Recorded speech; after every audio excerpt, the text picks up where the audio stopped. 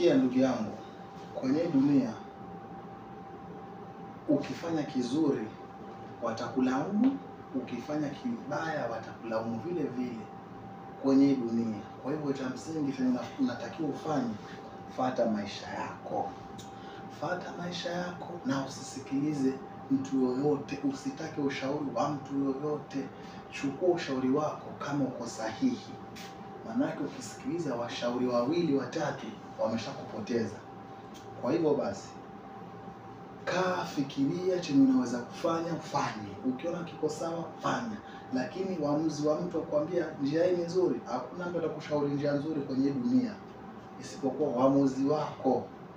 Uamuzi wako ndio pekee utakufanyisha wewe uende mahali unataka. Yaani ujipoteze mwenyewe ama wewe fuata ushauri wako. Usikubali kitu cha mtu yoyote kukuhusia. Sawa?